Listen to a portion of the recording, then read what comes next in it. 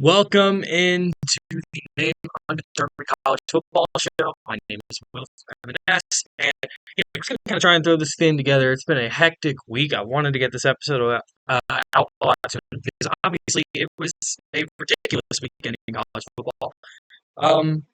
So we're just going to kind of go ahead and try and jump into this thing and try and run through at least I think the most important beats of last weekend, which, I mean, let's be real, we all know what we want to talk about. But and there's still, I still plan on doing a preview show for the next week.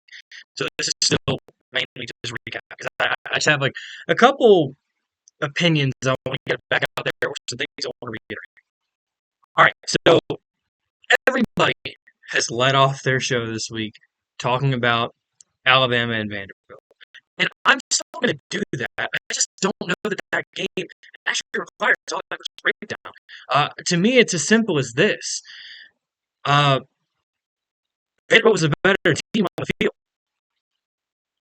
Now, they're not a better team than but as far as that one Saturday afternoon, Vanderbilt was the better team. They had the master game plan. They had the game plan. They executed it to perfection. That's what they did. They had a lot of guys that showed up very, very ready to play Alabama. He's used to. And Caleb DeVore, yes, he is. Absolutely. Especially you talk about last season at Washington. Every single team he played was gunning for his throat. Not just because Washington was at the top of the Pac-12, but everyone felt like that team was sort of like a fraud or an imposter. So, no, he's used to having people gun for him. And all these players on this Alabama roster, they are used to other teams gunning for them and seeing that as like their opportunity, right? That's not a new thing.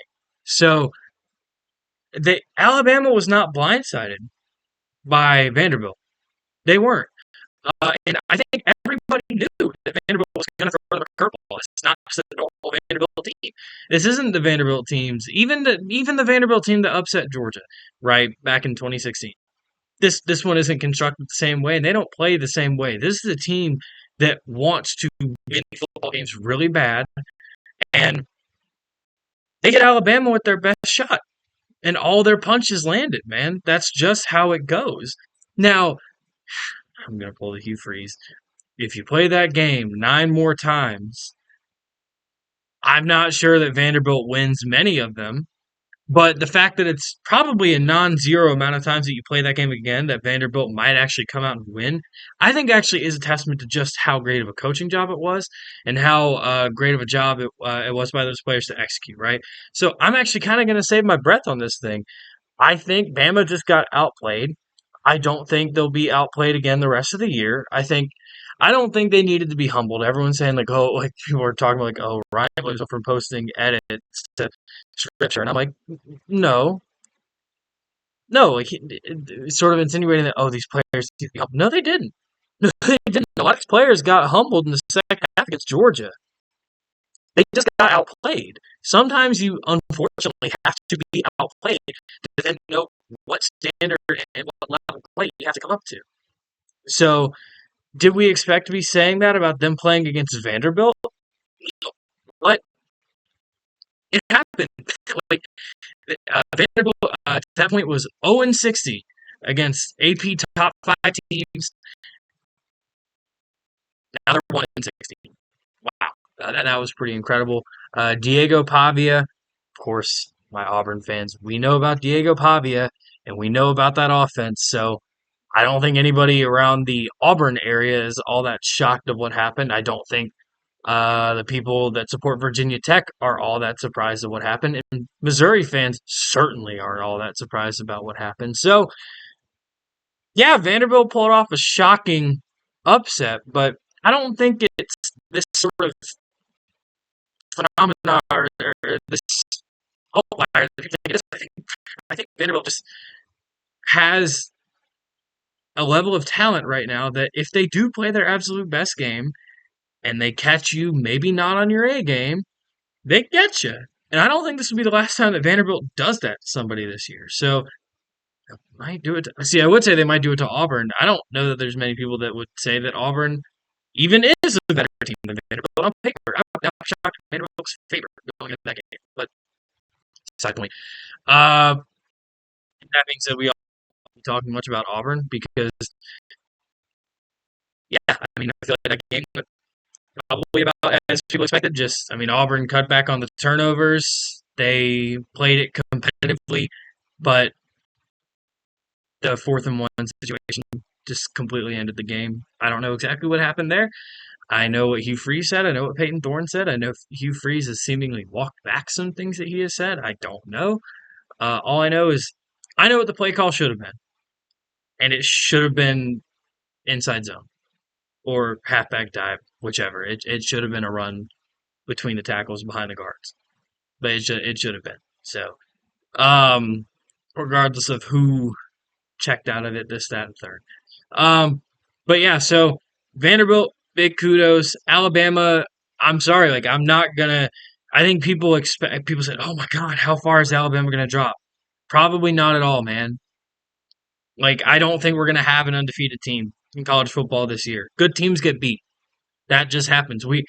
There's a lot more parity in the sport right now, and it's awesome.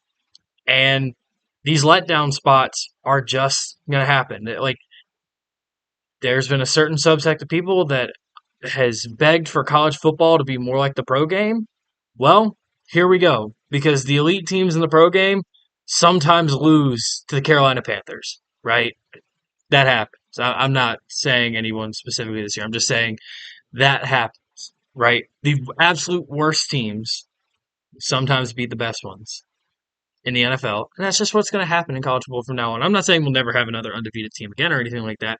I just don't see it this year. I still think Alabama is in the upper echelon. I still think they're better than Georgia, too. I know people in Athens are going to be really mad about that, but that I believe that to be true. If they played that game again, I would pick Alabama again. In fact, I would pick Alabama against anybody. So that they're still my uh, yeah, if I had to pick a team to win the national championship, it would still be Alabama. So that being said, now we go. Well, we're gonna quickly because I am gonna try and go quick because you've already heard everyone talk about these games. I'm getting this video out on like Thursday, maybe Friday, right? But I just want to quickly get my thoughts out there. All right, Texas A&M, Missouri. Yep. Uh-huh. There are some people that I think maybe are caught off guard by this. Okay, there's some people that are caught off guard because they actually watched Missouri and felt that they could maybe level the playing field and neutralize the impacts of Texas A&M, right? But then there's a lot of people that just looked at this and said, "Oh, Texas A&M lost the opener and the quarterback looked bad, and Missouri is currently undefeated and they were really elite last year." I'm sorry, I wasn't shocked by this. On the show, if you did watch last week, I think the Texas A&M would win the game, and I was under the impression that Texas A&M had to go to Missouri. I woke up on Saturday and saw that they were playing in College Station, and I said, "There's no chance." Sorry, they don't. This team isn't good. And the other thing I said on the show, Texas A&M will have the quarterback advantage. They absolutely did. Wondered who they'd started. Brady Cook has not played all that well this year, man. This Missouri team is not all that. They're not what they were last year, and I wish they were. I really like Eli Drinkwitz, and I like that program a lot, and I want them to get back to the heights at least that they were reaching when they first got to the SEC. But this just isn't the year for that, man. Unless they completely shift their approach or find something. I just don't see it there, man. They should have lost to Vanderbilt, and we will get to that. That's another thing I mentioned about Vanderbilt. Vanderbilt was a field goal away from beating Missouri, and they got jumped on by Georgia State. But on paper, that's a game they should have won. They absolutely should have won. There's a world where going into yesterday, Vanderbilt was undefeated, but that's not football. But there's another team that I will talk about that I think their situation like that is a lot more realistic. So, what was it? Oh, yeah. I mean, Texas A&M's defensive front absolutely dominated. And that's all it takes. Nick Scorton might actually like. So I, for the first few weeks of the season, was pretty adamant that Dylan Stewart's the best defensive player in the country, and then I still think he's absolutely one of them. But then, of course, you kind of sit there and go, oh, Travis Hunter. I mean, that's really impressive. The best defensive player in the country is Nick Scorton. Uh, I I think he's incredible. If we're talking about this sample size, I'm not projecting going forward. That dude is incredible. And sure, just like Dylan Stewart, he is also playing along a really elite offensive or defensive line, so that helps. But I don't know. I see a great player. I see an NFL player there, just like the guys next to him. So kudos to Texas A&M. And here's the other thing, and here's why I think a lot of people got exposed in this game in their predictions. You guys watched a quarterback who had been out for 11 months look shaky against a really good defense, specifically a really good secondary, and then just decided he wasn't good anymore. First game under new head coach, new offensive coordinator, et cetera, and you thought that that just was indicative of what the season was going to be. That was silly. And I indicated that on the show after that week, but let's be honest, that was a little silly, especially taking into account that we saw Connor Wegman get into a groove last year before he got hurt, and he was pretty good, right? So, and then he plays the one bad game, right, against an elite defense, then plays really well up until getting hurt against a nobody, sure, but really well up until getting hurt. And then his backup comes in and is also good, just in different ways. And you sit there and go, oh, wow, he's going to lose the job. And again, I didn't think it would matter. I thought if Marcel Reed played last Saturday that they would still have the quarterback advantage over Missouri. But I was confident it was Wegman. And it is Wegman. That is his team, man. He is a gunslinger. He is really, really, really good. Or at least I'll say he played really, really, really, really well against Missouri. I don't want to be intellectually dishonest here. For all I know, against a greater sample size as he plays, maybe defenses will catch back up to him. That's totally possible. But I was not at all shocked by the result, and I'm kind of surprised that people are. So now, uh, I'll get to the last game I'm going to talk about relatively in depth, but I want to quickly breeze through the other two major upsets before I get to the last one. So, Minnesota took down USC. I think USC might be an example of one of those teams that was going to start to unravel a little bit after losing the one game because it's really it's really easy to buy into a new identity when you're winning. But then you lose to Michigan, right? And Michigan isn't very good. And you figure that out. They're really one-dimensional, and you still lost against them. That defensive front does not have the personnel to play the kind of football that they will play for years to come and be good with. People gave Josh Pate hell all week leading up to the game because he talked a lot about the weight differential and how, Minnesota's offensive line, as they always are, by the way, was huge. And USC's defensive line, small, relatively speaking, and that's a defensive line that already lost Bear Alexander, who, sure, say what you want about him, he's still quality depth, right? Yeah, I'm sorry, I'm not crazy shocked by that one either. I kind of wish it didn't happen. I like Minnesota, I like PJ Fleck a lot, but college football is better when USC is good, and I hope that maybe they had taken the huge leap forward that the LSU game would indicate because I mean, again, after studying LSU's offensive line, the fact that they played as well in that game as they did actually shocks me. Now, I mean, I haven't gone back and watched the film of LSU's offensive line playing in that game specifically, so I watched the game live, but I don't want to sit up here and say what didn't happen because one, the game was a month and a half ago, and two, I was just watching the broadcast angle, watching everything, right? So, that being said, the other upset. Michigan losing to Washington. Michigan's not very good. Washington is decent. They were favored in the game for a reason. The AP, I'm sorry that there just was no reason for Michigan to be remotely as high as they were, nonetheless ranked at all. If you watch the games, it was pretty clear that it wasn't all that good of a football team. Now, it is Michigan. They still down the stretch could win games that they're not supposed to, right? But it's not like they're a contender in the Big Ten. They shouldn't be. They should not be able to remotely stand up to Oregon and Ohio State, who play this weekend, and that should be an incredible game. And the truth is, they probably shouldn't have even been able to stand up to USC. If it weren't for USC's glaring issues along their defensive front, they wouldn't have been able to. So, uh, yeah, Michigan goes down to Wisconsin or Washington, and USC falls to Minnesota. And now the big game. And I think this is the game from the weekend that you can actually draw from and figure out what the landscape of the SEC and even the playoff picture is going to look like going forward. So, what happened from a surface level view is that 3-2 Arkansas got Tennessee at home and they upset them. Now, this is an upset. Tennessee absolutely should have been able to beat Arkansas, regardless of what I'm about to say. But I just want to make this very clear. All right. Arkansas and Texas A&M has always been kind of like a monkey on the back situation for Arkansas. They, for whatever reason, can't get over that hump. I compare it a lot to Auburn and Georgia. Even very good Auburn teams, just they stumble against Georgia. I don't know what it is.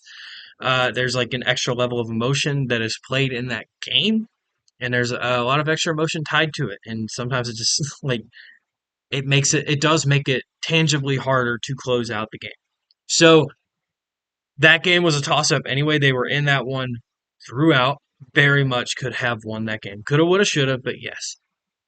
Now, the real situation is the fact that I don't know how they found a way to lose to Oklahoma State. One, Oklahoma State's kind of bad. Two, they dominated the game. They dominated the game and blew them out in the first half and found a way to lose. If they sit on the ball in the second half, easy win. Easy win. My point in saying this is there's a realistic shot where Arkansas would have been 6-0. And now you could take with that and say, like, oh, well, if Auburn doesn't turn the ball over 5 times, then maybe they lose that game. Okay, cool. So we'll swap 1-1. 5-1. There's a 4-1 going into the game, 5-1 coming out of it.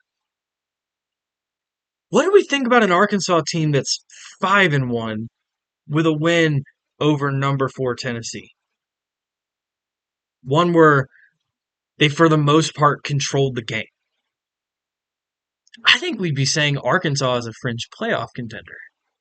And I'm not saying that. I'm not saying they are a fringe playoff contender. I'm saying that's what perception would be. So now let's take that. Also, by the way, by watching the game, you see, okay, they have this freak athlete at quarterback. They have really good tailbacks, and both of those guys are banged up, and they still have depth to I forget the backup quarterback's name, but you have depth behind them to come in and still close out the game. You have a defense that plays fast and plays hard.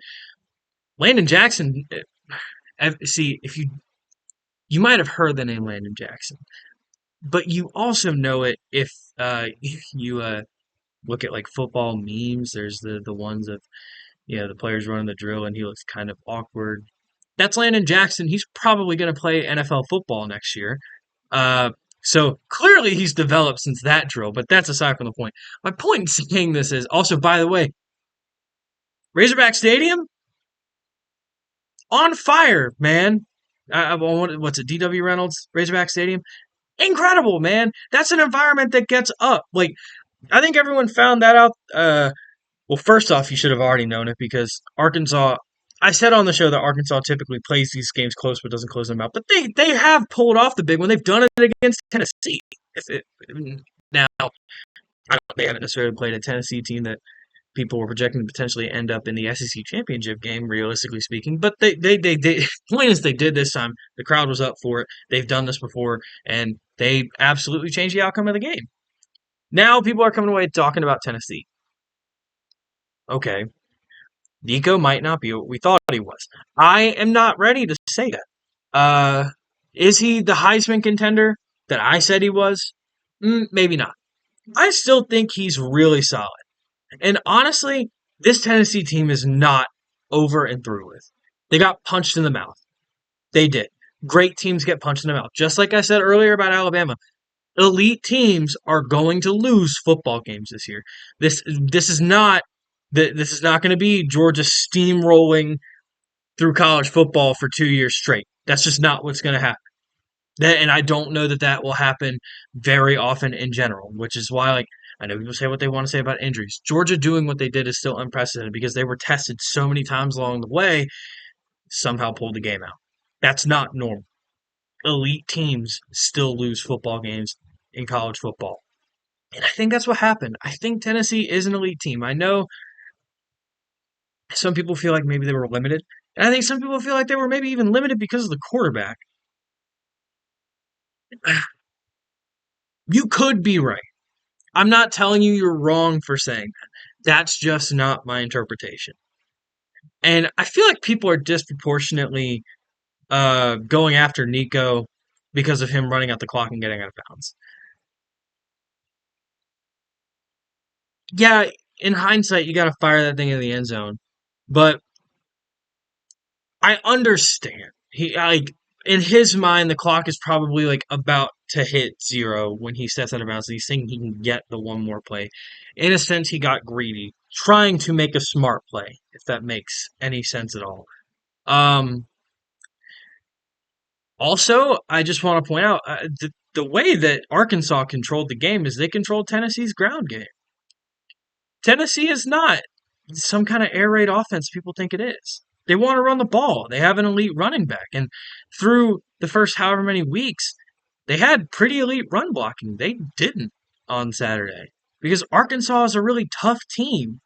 They're going to take away what you want to do. Just like Vanderbilt. You know, they're not, okay, nobody on many Saturdays is going to give Arkansas to win, give Arkansas a chance to win these big games. They're not going to just roll over and take that. Coming into the season, we said, "Oh yeah, Sam Pittman's probably done. They probably won't fire him, but you know he'll probably step down or something like that." No, this Arkansas team isn't going to roll over and die. Some would even say they upgraded based on last year. I don't know if I'd quite say that. Actually, shoot, yeah, I probably would. I mean, this team they look significantly better. Uh, my point in saying that is this is a good team. This is a team that in an alternate universe, which yes, before you say it, we're not living in that alternate universe. They lost the 2 games. Yes, I'm there with you. They had not just the capability, they probably should have won at least one of, if not both of their 2 losses. Like that to me is just a fact. And especially also again the 5-1 scenario, right? Where their loss is a close one to Texas A&M. Yeah, the Texas A&M team that looks really good, that also is a fringe playoff contender. I actually am saying they are a fringe playoff contender. This is a scary Arkansas team, man. They're a well coached group. Which, by the way, talk about Arkansas's problems the last couple of years. They weren't because of talent. They weren't. There was no synergy within the program. There was a lot of toxicity within the program, and it had to get weeded out. I think they did it. I think that's what happened, man. So, congratulations to Arkansas because just like Vanderbilt, and they're not getting the same credit. They're not getting the same credit that Vanderbilt got, where people are finally looking to say, nah, Vanderbilt just kind of showed up and won it. Arkansas just showed up and won it. They beat a really good team. It doesn't always have to be, oh, this team isn't as good as we think they are. Yes, they are. Tennessee is good. I'm not saying they're going to do this, that, and the third. They could lose this weekend against Florida for all I know, right? I know when I'm looking at a good and especially very talented football team, and that's what Tennessee is. And Arkansas beat them. So congratulations to the Razorbacks. Congratulations to the Commodores. They got big wins and they earned them. So that being said, we are at about 25 minutes. So yeah, I think I'll probably go ahead and cut this one here. So thank you for watching. Again, I do intend at least on having a preview show out at some point in time, maybe even tomorrow. So again, thanks for watching. Thanks for listening. Again, I know this one is super late, but I wanted to at least have my thoughts about these games on record because that was a historic Saturday in college football, man. This is the best sport in the world. Uh, they can try their best to ruin it, but they never will, man. So please leave a like and subscribe. I've been Will from M&S, signing off.